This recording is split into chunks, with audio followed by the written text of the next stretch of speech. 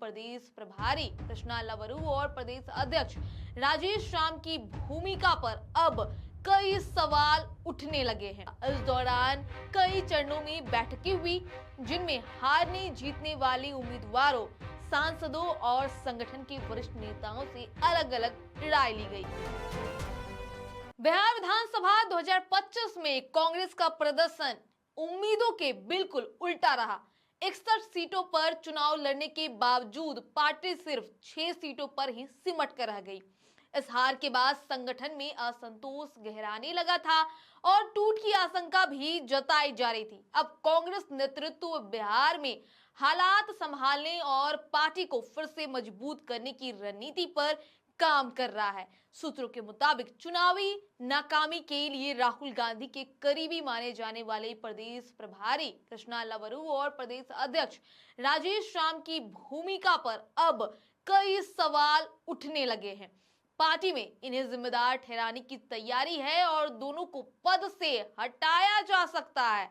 वहीं गौरतलब है कि इन्हें करीब 1 साल पहले ही अहम जिम्मेदारी सौंपी गई थी। संगठनात्मक बदलाव के साथ साथ कांग्रेस बिहार में अपनी पारंपरिक सामाजिक रणनीति की ओर लौटने की योजना बना रही है। नई रणनीति के तहत भूमियार, ब्राह्मण, दलित और मुस्लिम वोट बैंक पर खास फोकस किया जाएगा, ताकि पार्टी दोबारा सियासी जमीन मजबूत कर सके। वहीं कांग्रेस के एक राष्ट्रीय नेता ने एक निजी न्यूज चैनल से बातचीत में खुलासा किया है कि हालिया चुनावी हार के बाद पार्टी ने करीब 2 महीनों तक आत्ममंथन किया। इस दौरान कई चरणों में बैठकें हुई, जिनमें हारने जीतने वाले उम्मीदवारों, सांसदों और संगठन के वरिष्ठ नेताओं से अलग अलग राय ली गई।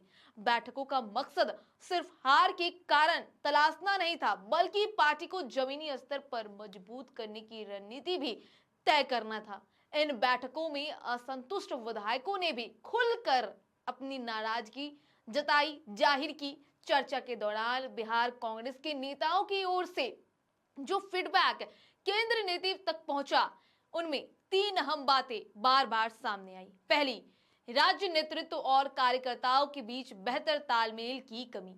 दूसरी, कांग्रेस का अपने पारंपरिक सामाजिक आधार से धीरे धीरे दूर जाना।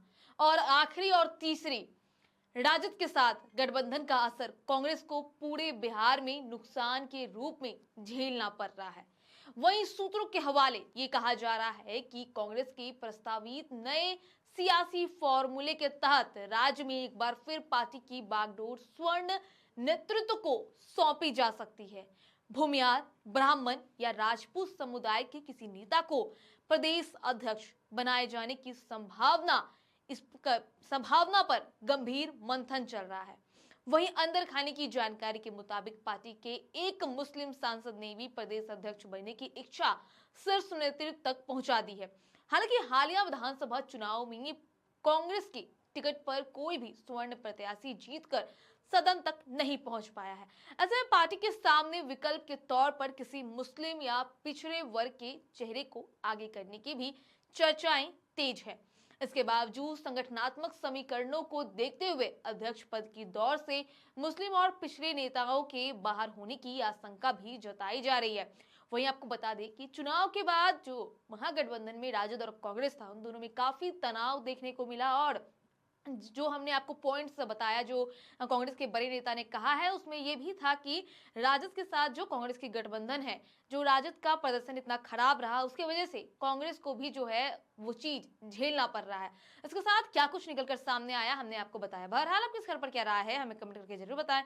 वीडियो को लाइक करें, चैनल को सब्सक्राइब करें। ऐसी तमाम खबरों के लिए देखते रहे स्वराज पोस्ट।